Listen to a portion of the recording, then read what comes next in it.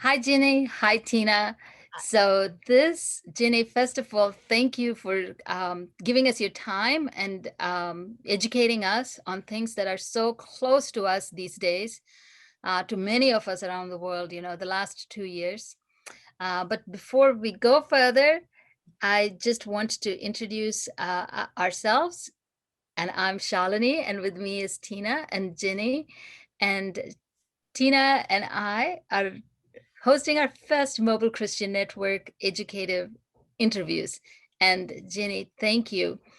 Ginny is a licensed professional counselor, and she's a critical incident stress management consultant with corporates and with the US military. And Ginny also has her private practice in Richardson, Texas. Is that right, Ginny? It is in Richardson, right? Yes, yes, and Dallas too. And in Dallas, Texas. Mhm. So Tina and I have a set of 5 questions that we are going to ask Ginny, and we are hoping that will educate us in understanding grief. This interview is on grief and how do we process our grief, and how do we come out of grief to live our lives? How do we integrate our grief into our lives and come back to live our lives with fullness and with meaning, and how to support others when they are walking through grief? So, Tina, I'm going to let you take over. Mhm. Okay, Shalini probably needs to tell you a little bit more about each of us. I am the Chief Operating Officer for Mobile Christian Network. And fortunately, recently I've been able to get my master's in professional development. And I had the wonderful opportunity to listen to Jenny at lunch one day. And I saw that there's so much of what she has to offer that could be used for all of us in our everyday lives. And as a business professional, this is excellent advice, even when it comes to change management. So Jenny, I really appreciate having this time with you, and I'll go ahead and direct my first question to you. All right, what are some of the symptoms that we can see in ourselves or in others when we are experiencing grief? Tina, what I like to refer it as common reactions to grief. And we're going to be talking a lot today about grief following a death.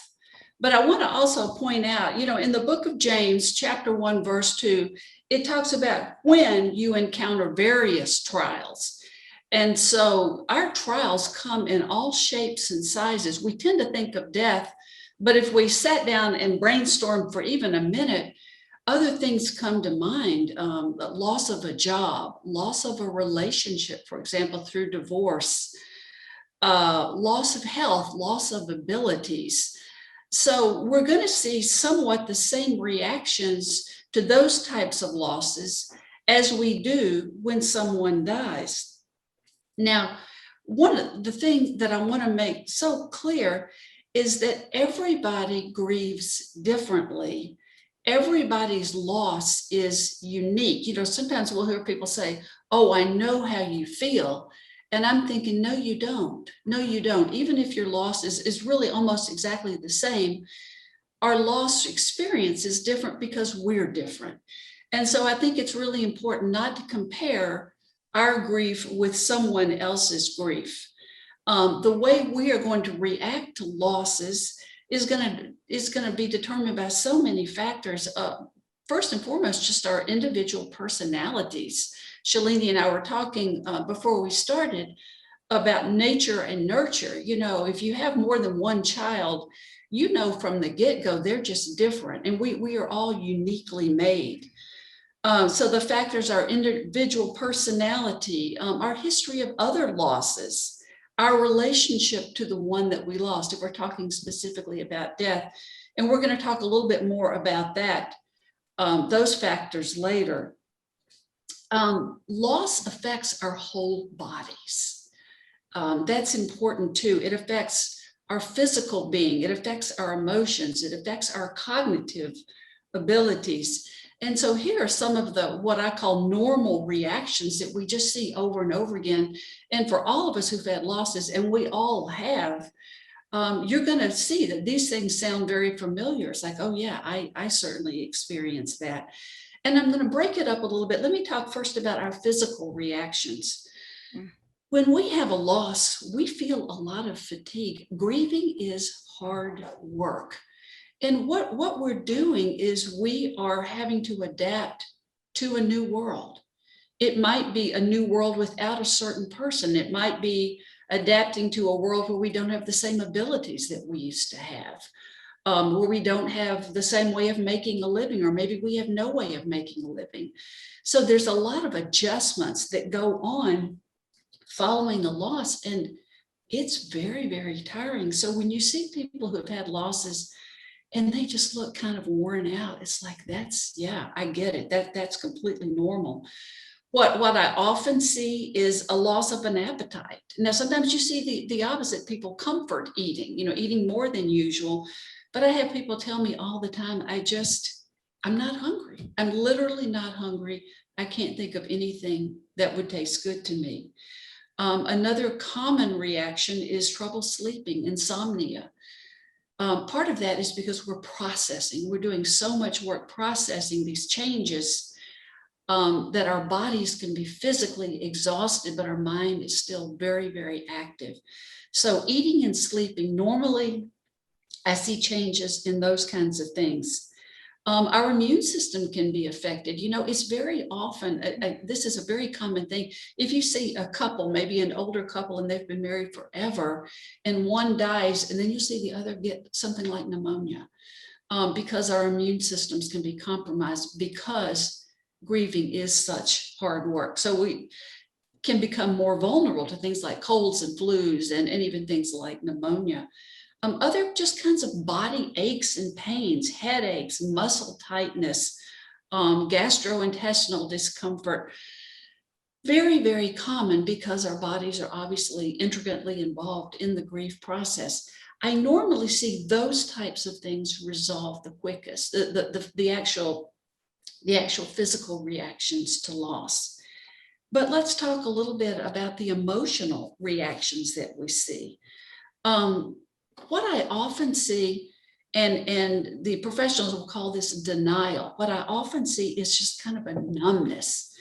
I might go to a company on a Monday morning, and an employee has died over the weekend, maybe in a car accident or a heart attack or some other cause. And the people are like, I can't believe it. I just saw her. And we call that denial. It happens most often with kind of sudden, unexpected death.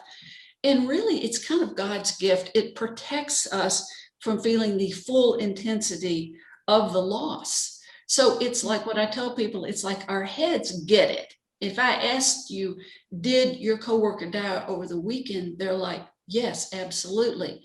But they still expect to see his car pull into the parking lot. They still expect to walk by her desk and see her sitting there.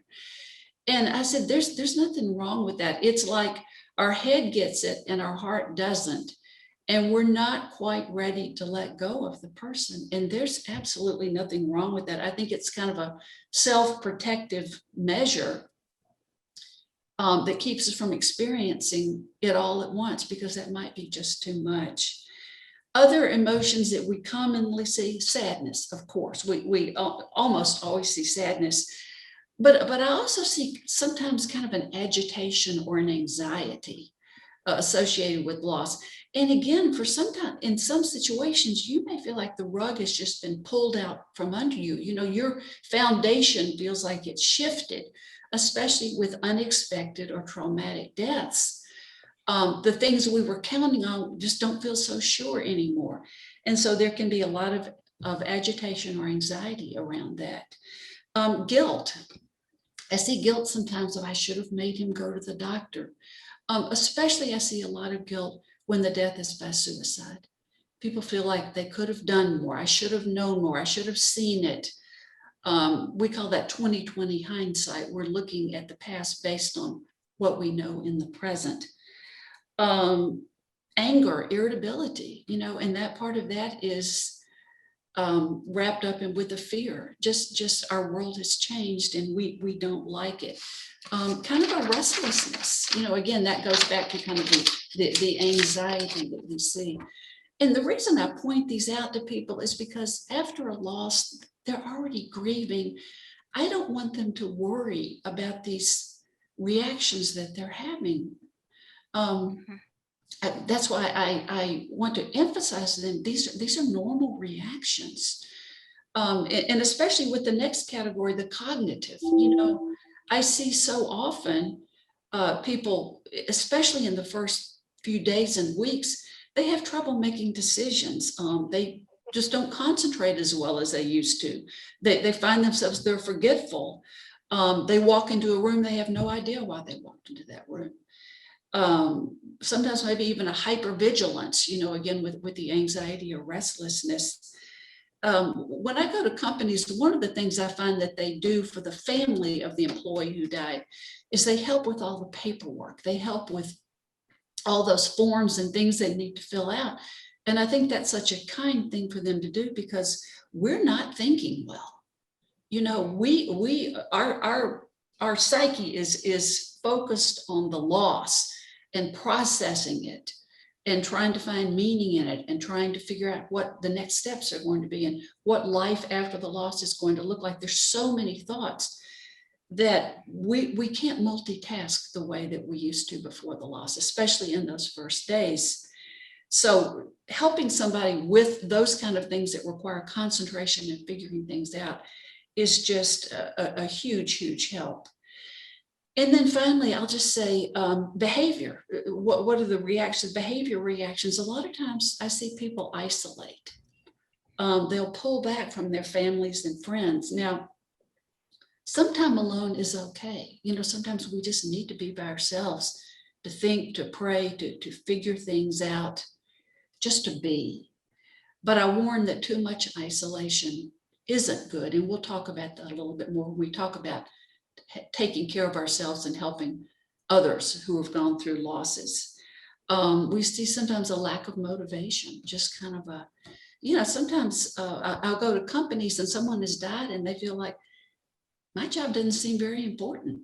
Someone just died. My job is not life and death, and it takes a while to get back to, okay, that's true, but what I'm doing here is important. But for a while, a lack of motivation, decreased interest in the usual activities, maybe things that brought you pleasure.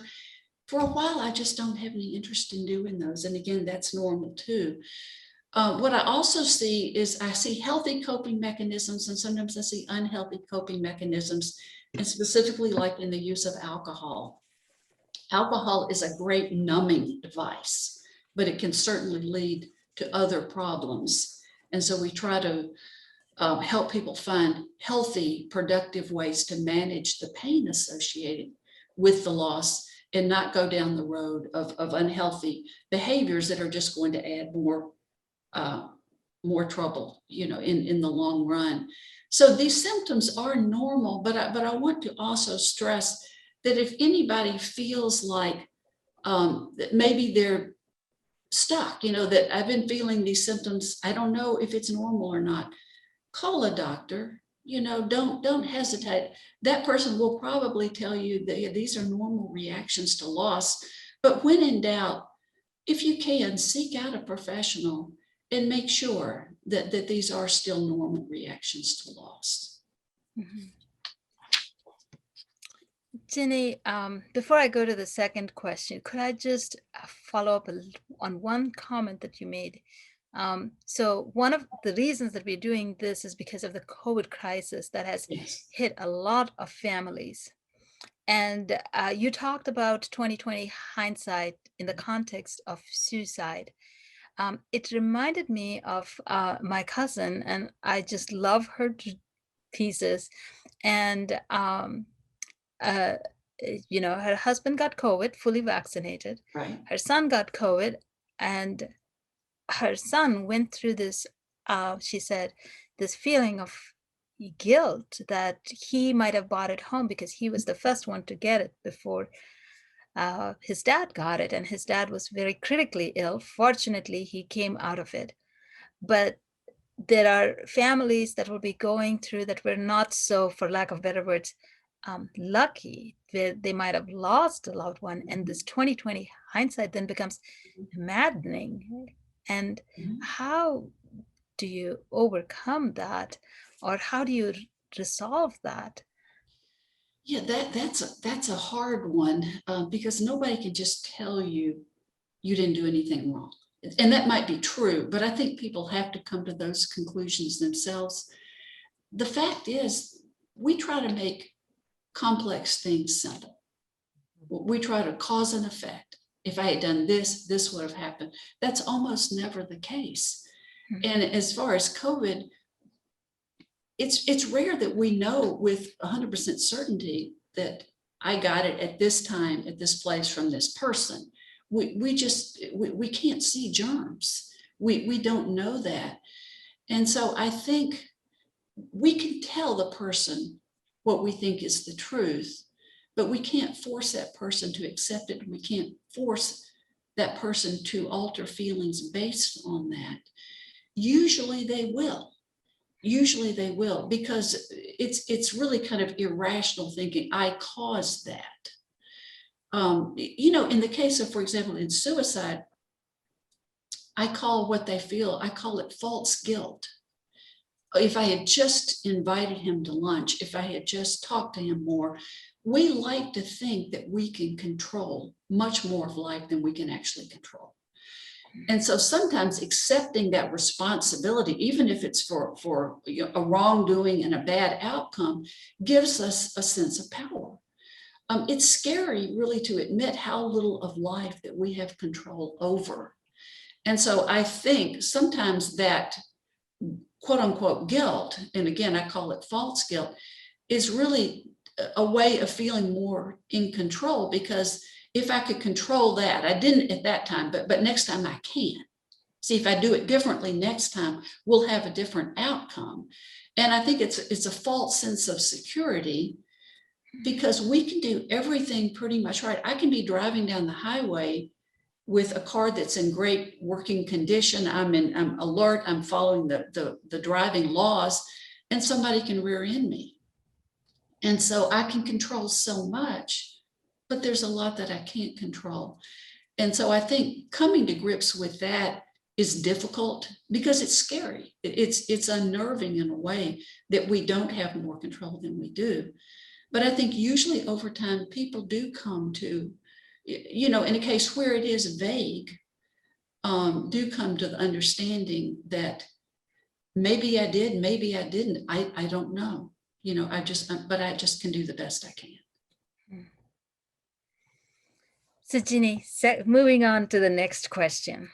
So you mentioned, the normal reactions to abnormal events. And, you mentioned it in the context of our physiology, our mental state. Is there anything else to add to that, Ginny? Well, I just want to say that, death is not an abnormal event. Okay. We will all die.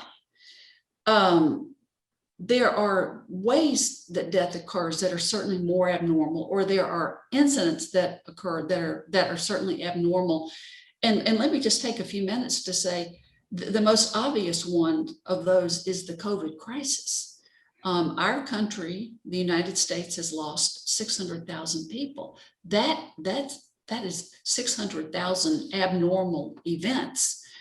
And what I get concerned about are the normal reactions I'm seeing to COVID.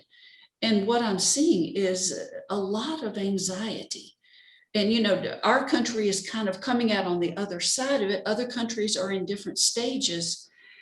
But what I've seen is people who were prone to anxiety before COVID, that anxiety is ramped up. I'm seeing people with panic attacks because the anxiety has gotten to a higher level. I'm seeing people who struggled with depression before have struggled with it even more. And partly of that's because of the isolation that, was necessary. And so COVID has been obviously a whole series of abnormal events. The virus in itself is an abnormal occurrence.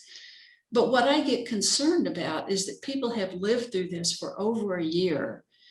They're worn out. And then to have a loss on top of that is so hard, because they just don't have the resources to deal with it that they would have had COVID not occurred. And so that's where I get concerned, is because we just have less margin and we have less to give. And so, when we have losses, and I talked to a woman not long ago who lost her husband and her brother to COVID within 24 hours.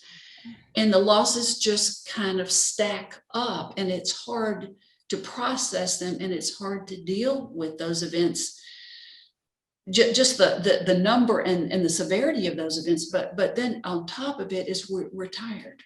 We're worn out from all the changes that we've had to make with COVID. That is hard. I know Tina is going to, that is very hard, because Tina, you remember the subscriber who texted us that exactly what you said, Ginny, his mother had died, and then within 24 hours, his sister-in-law had died. And you could sense the panic in his text saying, please pray. Yes. What I noticed, and just before I get to the third question, is that when you have suffered a loss and you have gone through grief, how sometimes hearing the story from someone else can almost trigger those same emotions. Yes. And from what you're saying is that, instead of us panicking, we should recognize that this is normal. And just listening to you speak today has brought to light so many of the feelings and the thoughts that I have had in the past. And what I love about what we're doing today is that just being educated and informed about what is normal and why we feel the way we do is a wonderful tool in helping us to adjust to our new normal. Good. So let me go ahead and move to the next question. You had mentioned in our meeting that we grieve, and the duration of our grief depends on the relationship we had with the person who has died. Can you explain that? Sure. We're not equally sad over the loss of different people. When I go into a company, because an employee has died, I give other employees the opportunity to come talk to me one-on-one. And somebody might come in the room and say, and they apologize. They want to talk about something else, and they apologize because they're not very sad about the person who died. Probably they didn't even know that person. So we are not equally sad over the loss of different people. Mostly it's going to depend on our relationship with the loved one and other factors too. For example, who died? We tend to feel differently if a child died versus an older person. When a child dies, we feel like there's almost an unfairness to it because they didn't get that chance at life that the older person has had. Our grief is also influenced by how the person died. Was it a sudden death or was it expected? If we have, let's say we have a loved one who has been diagnosed with cancer, and the person goes through treatments and surgery and that kind of thing. But at some point in that journey, it starts becoming obvious that it's not going to turn out the way we want it to. And in that case, we grieve as we go along. And so it's not just that phone call in the night saying there's been an accident. It's kind of a different type of grief. Now, let me say, we are never ready to lose people we love, whether it's out of the blue or whether it's a long-term illness. It's still hard to let go of people that we love. But I do think the most important thing is, what did that person mean to you? Who could you be with that person that you couldn't be with anyone else? We sometimes assume that, it hurts a lot more to lose this type of person than that type of person. But, it's so individual. I was so much more upset when I lost my parents than when I lost the only grandparent that I knew. But I've talked to so many people that their grandparents practically raised them, or they were, just lived right down the street. And so we can't assume that the way a loss would feel to us is going to feel to someone else. And so it's important to know the meaning of the loss to that person. And it's not just family that we lose that can be so hard. I've talked to people who had a best friend that they literally talked to every day. And boy, that's a really, really tough loss. A coworker that we look forward to seeing every day. Maybe we ate lunch with every day, and we had kids around the same ages, so we did a lot of sharing.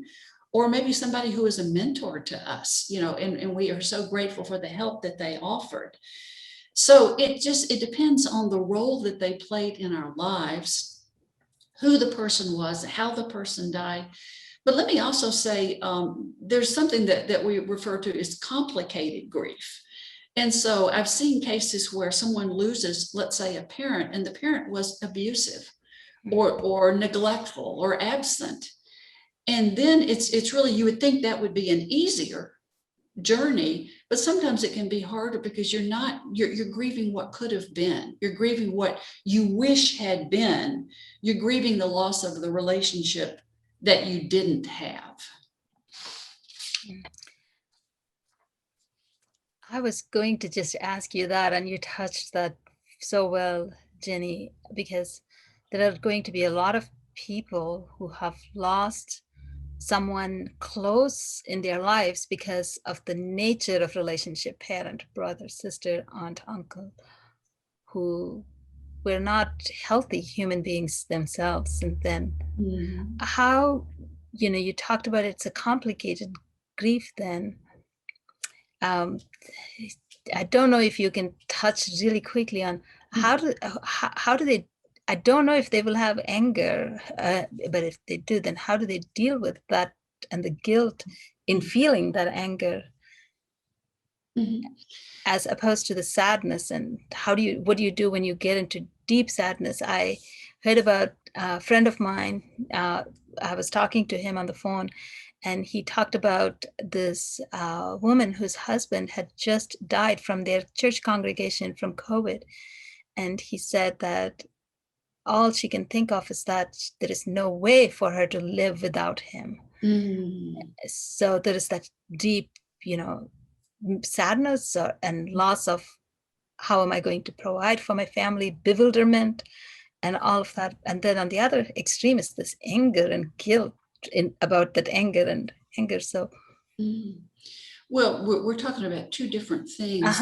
The first instance is where you really don't feel that sad when someone has died, either because they weren't very involved in your life or because their involvement was hurtful. And in that case, I think it's almost giving people permission to trust their feelings. Why would you miss someone who was abusive to you? There's no real reason. And realize that the real grief is that we can't fix things now. That relationship can't be this side of heaven. That relationship can't be repaired. And you are grieving what could have been and what will never be in this lifetime.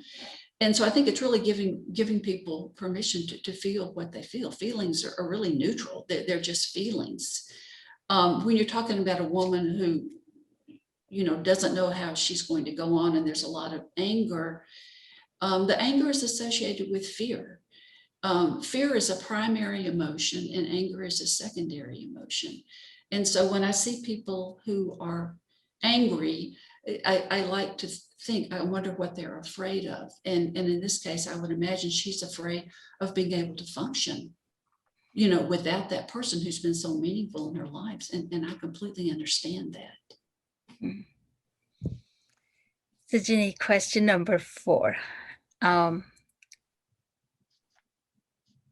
What is a philosophy of grief? And what is the philosophy of grief that you have?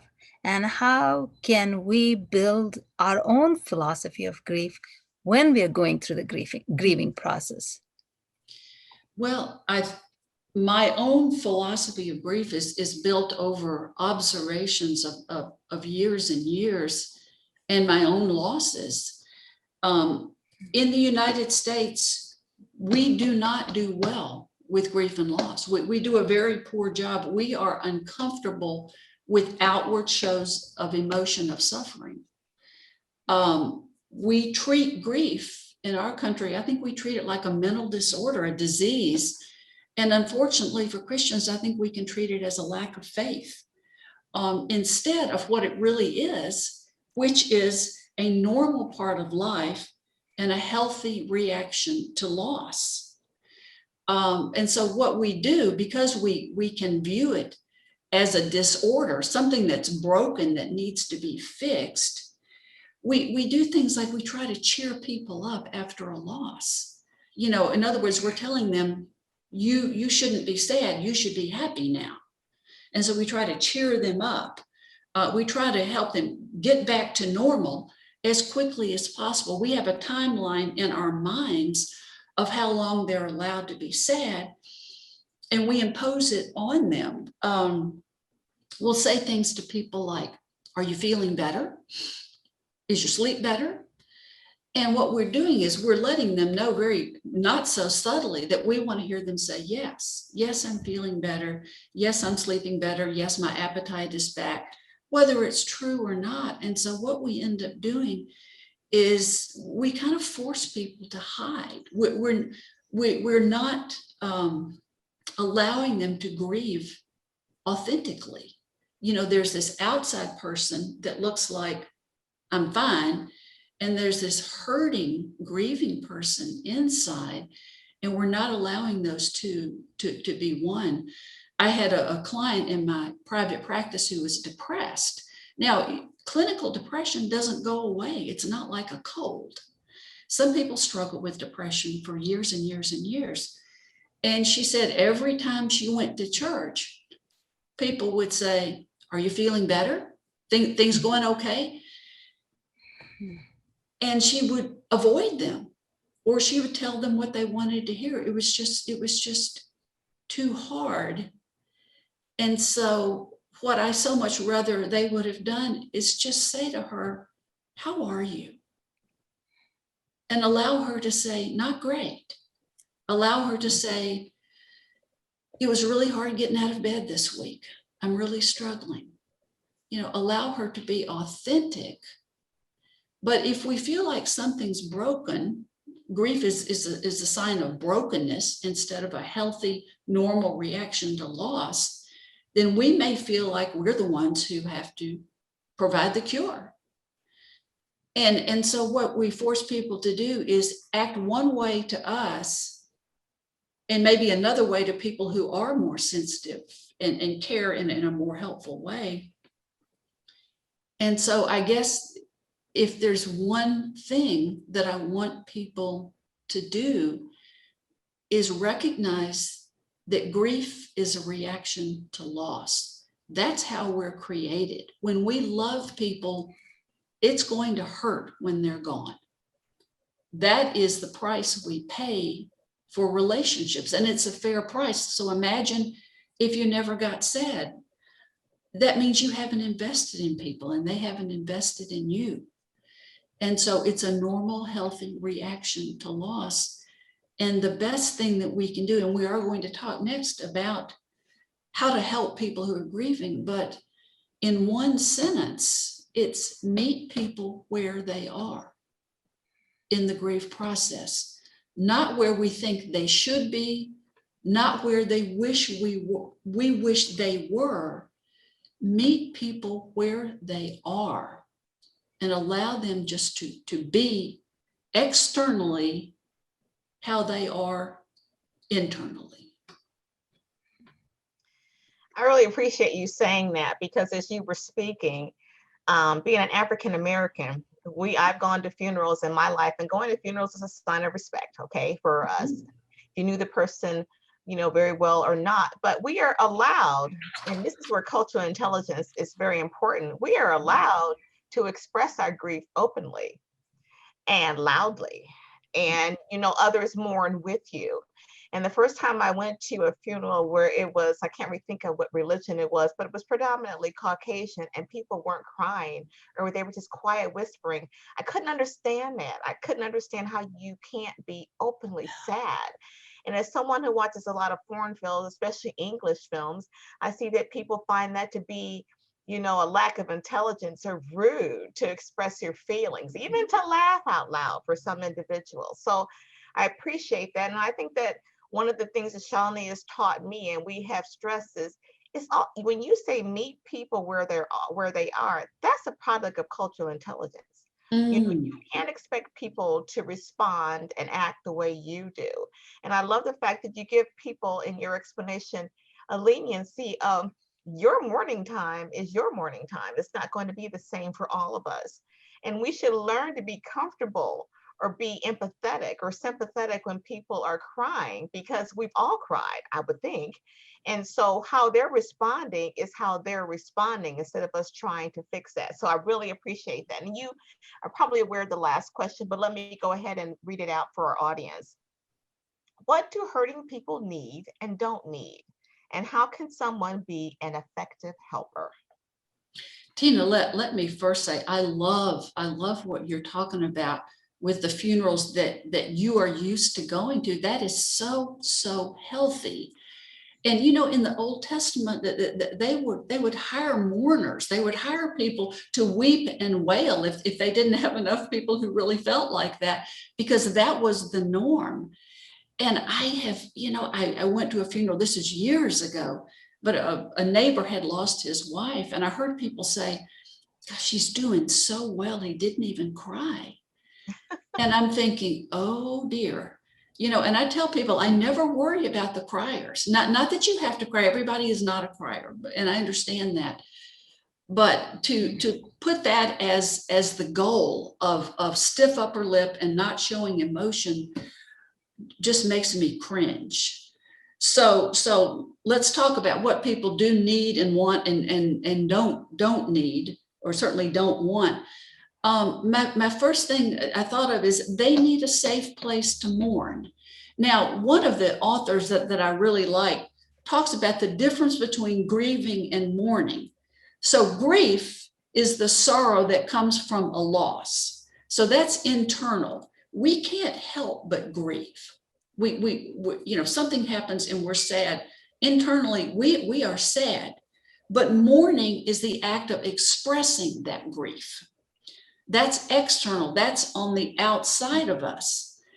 And so what we can do is we can provide a safe place for people to mourn. That is a safe place so they can express themselves without fear of being judged. If they're angry, they're angry. If they're angry at God, they're angry at God. God knows every emotion, every feeling, every thought we have. And so let's let people, without fear of being judged, be able to express those things, whether it's fear, whether it's guilt, whether it's anger, sadness, all the rest. If we can do that is just a huge blessing. Allow them to talk about their loved ones. I did a talk at a large church in Dallas years ago, and I asked people to share what, in your time of loss, what did someone do that was really meaningful to you? And a lady came up to the microphone and she said, my father died and it was a really hard loss for her. And she said, my next door neighbor came over, had a cup of coffee in her hand, and we sat down and she let me know I've got all the time in the world. And she said, tell me all about your father. And she said, the lady at the conference said, that was one of the biggest gifts I've ever been given. Sometimes we assume people don't want to talk about the one who's gone. That's rarely the case. And she just gave her a chance to reminisce and talk about the memories that she had. And, she cried and she laughed and all the rest. But the neighbor was just there for her to allow her to do that. Another way to make it a safe place is be comfortable when people do express those emotions, and be comfortable when people cry. Sometimes that's a real vulnerability. They're showing themselves a side of themselves that maybe they don't often show. That is an honor to us. If people are allowing themselves to feel vulnerable in front of us, that's an honor. And we need to be so careful with the way that we react to that. We don't shove a box of Kleenex at them the first time they start to cry. We let them know that this is fine, that I'm completely comfortable with whatever emotions you have. And so you don't need to edit yourself for me, and you certainly don't need to apologize for showing these emotions. We need to be good listeners. I can't tell you what a rare commodity that is, to have a listener who makes it about you, not about them. So often we are telling our story to someone and they hijack it. Oh, I know how you feel. The same thing happened to me. And then they launch off on their own stories. Good listening is pure and simple an act of unselfishness. It's telling your ego, sit down. Right now, this is not about you. This is about this person that I'm ministering to. And so if we can do that, if we can not offer unsolicited advice, not hijack the conversation to talk about our own experiences. There's a grief counselor that says, we could say something like, I experienced something similar, but you don't take the focus off of them. Then if they want to follow up to maybe learn from our experience, they can, but we keep the focus on the one who's hurting, the one who's talking. Another thing we can do is we can just offer companionship and our physical presence, just showing up. Tina, talking about funerals, that is such a way to honor people, is we can talk about doing things, but when we show up, that means the world. So showing up at viewings, at funerals, at memorials, whatever, showing up at their home, depending on the relationship that you have with them, just sitting. Again, remember, we are not trying to fix anything broken. We're not there to offer advice or to tell them what to do or tell them what you would have done. We're just there. And sometimes just sitting with the person, just in silence, can be such a ministry, and with no pressure on the other person to talk. If they want to talk, you're there to listen. If they want to sit, we can sit. That's not a problem. Physical touch is important depending on your relationship with the person. But how good, especially in the days of COVID, how good a hug feels and how much we've missed having those hugs or a pat on the back or whatever. That physical touch just can be huge. And another thing is just that practical help. Again, I talked before about the cognitive is not working as well as it normally does. So what can I help you with physically? People cannot multitask after a loss the way they used to. So let's figure out what needs. Don't say, call me if you need anything, because then that puts the ball in their court. You figure out what can I do? Offer specific examples. Could I bring you a meal next week? Can I mow your yard? Could I take care of your little ones for a day?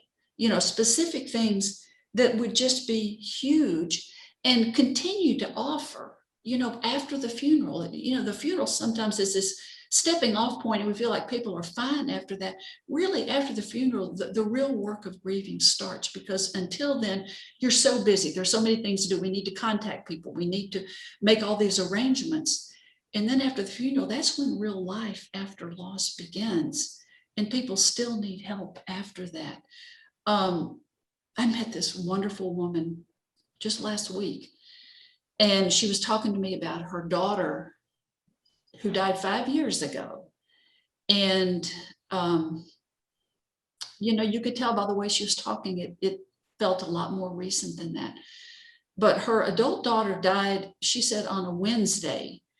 And this was at an elementary school. And she said one of the teachers, who's a good friend of hers, every Wednesday will come to her and say, how are you doing today? Because she knows that Wednesdays are hard for her. So this is 5 years after the fact, but she recognizes we're always going to love and miss that one who's gone. And it's going to get easier. It almost always gets much easier, but it would never get what I would call easy.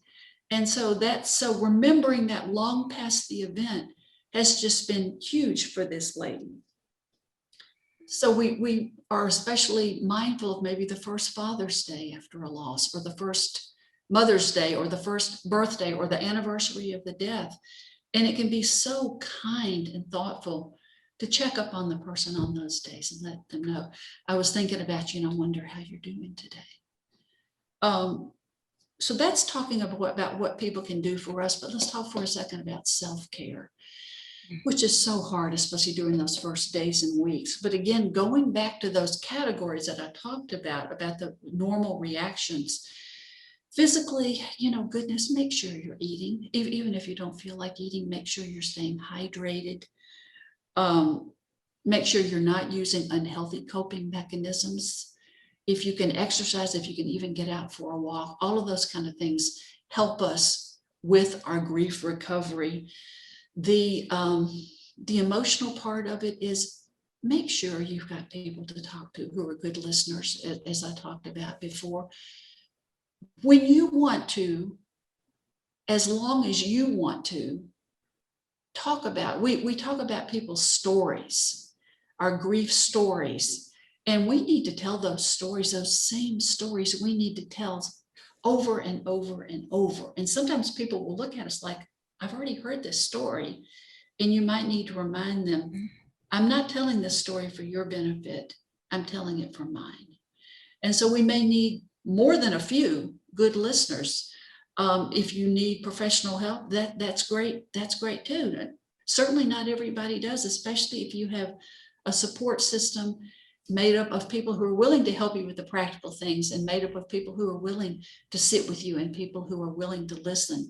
But reach out and get that if you don't, because everybody, as you were saying, we can't do this alone. Everybody needs help. And also ask for what you need. I think sometimes we think our needs are so obvious and we can't understand why other people can't see them. But sometimes they can't. They haven't been through something similar, or that they just don't know. And sometimes we want to be the ones giving. We don't want to be the ones receiving. If everybody felt like that, we couldn't give. There would be no givers, so we have to be receivers sometimes too. So please, please, please reach out and ask for what you need. Your needs are going to change, maybe sometimes day by day in the first few days, but ask for what you need and allow people to be God's hands and feet in helping you get through your grief journey.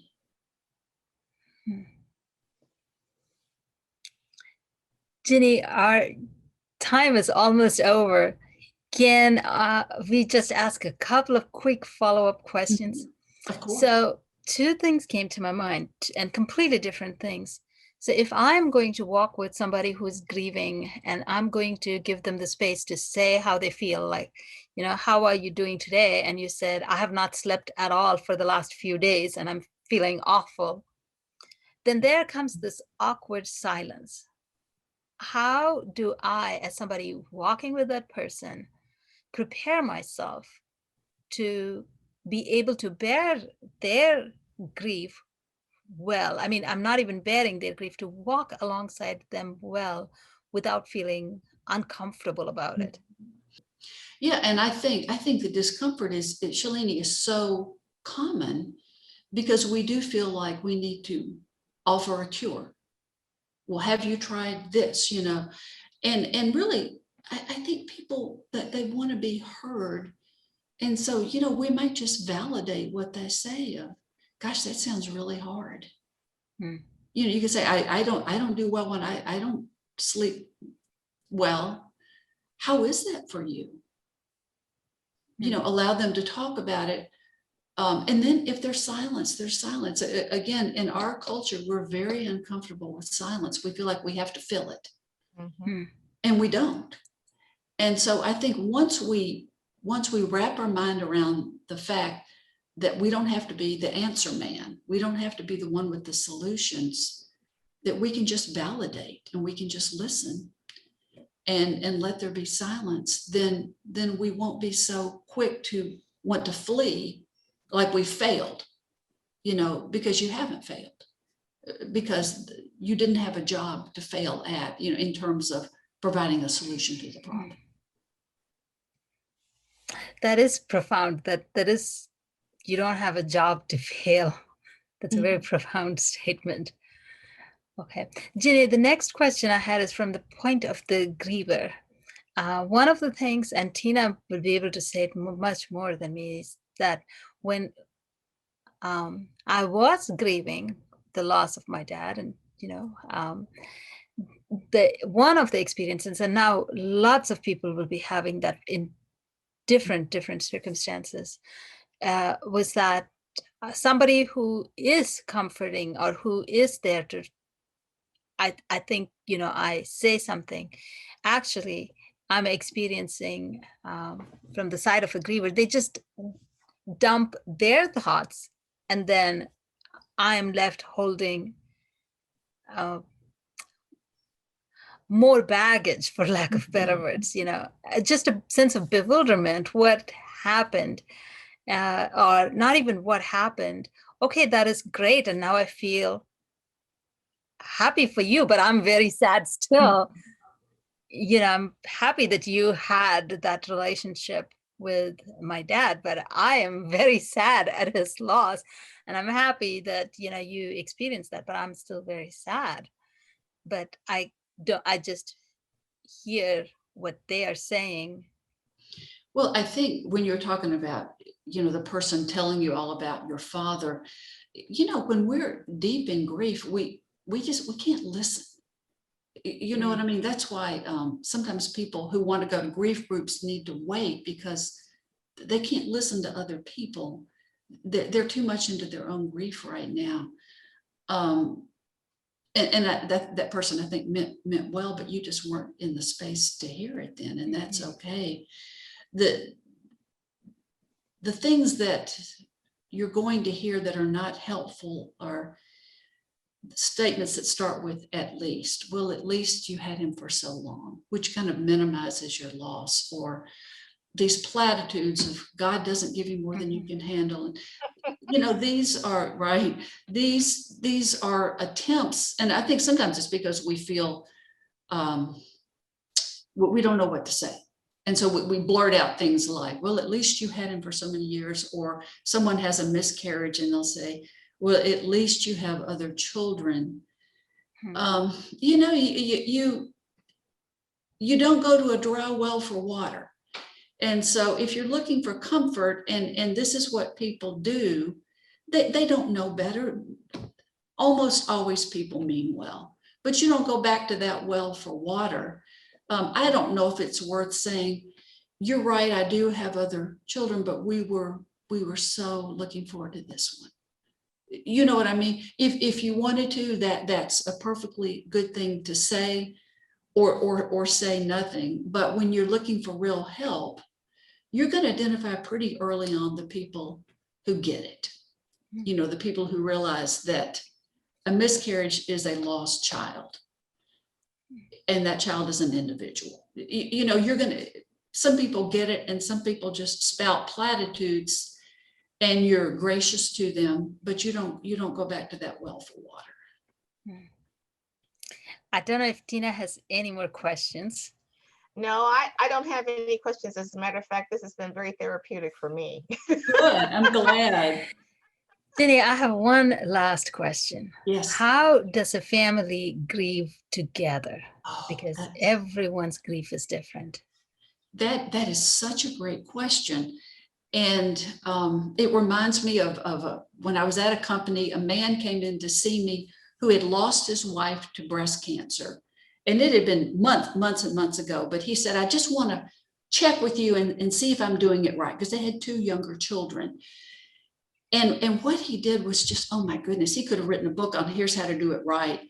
They talked about the loss of his wife, their mother. They talked about her, because in so many families, especially in this country, nobody talks about it.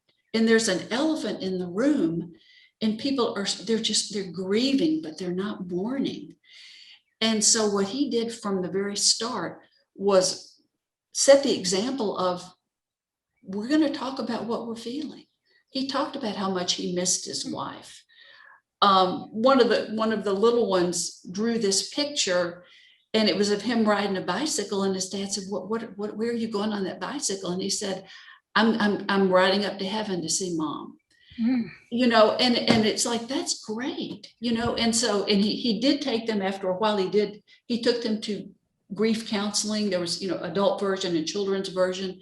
But the thing that let me know he had done so well was one of the kids said, "Hey, Dad, Mom's birthday's coming up. What should we do?" And he said, "I don't know, guys. What do you think we should do?" And one of them said, "Well, I think we should have a barbecue," because she loved barbecues, and it's a way to help, or a way to thank all the people who have helped us. And he said, "That's a great idea." Now, in some families, that birthday would have come and gone, and people would have been walking around on eggshells on that day, like, we can't bring it up, we can't talk about it. But he had set this example early on that all feelings are okay. We're going to cry together. We're going to laugh together. We're not going to act like it didn't happen, and we're not going to act like it hasn't affected us. But we're going to openly recognize these milestones, you know, like her first birthday without her. And so, as I said, you know, I don't see that often in families, but you're just doing a beautiful job. And his kids are learning how to grieve in a healthy way early. They're learning something that most adults don't learn. So it's so important to have that environment of openness where we're allowed to be sad. We're allowed to be angry. We're allowed to just miss her so much, or miss whoever the person is so much. We're allowed to talk about it. We're allowed to not talk about it. But and we're allowed to grieve differently. That's huge too, because people will grieve differently. And we're going to make allowances for individual reactions to loss. Jenny, that was so helpful. Great question. Thank you. Well, thank you.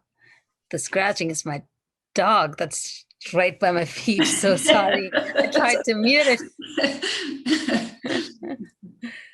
Well, Jenny, thank you so much for this time. I mean, we just called you out of the blue because of the number of, you know, text messages that we were receiving about family members losing loved ones. And you just immediately welcomed us and freely, just so generously gave your time and your knowledge and your expertise. So thank you. My pleasure. And thank you for asking. It was great. Thank you. Yes. You're very, very welcome. Thank you, guys. Jenny, bye. Bye-bye.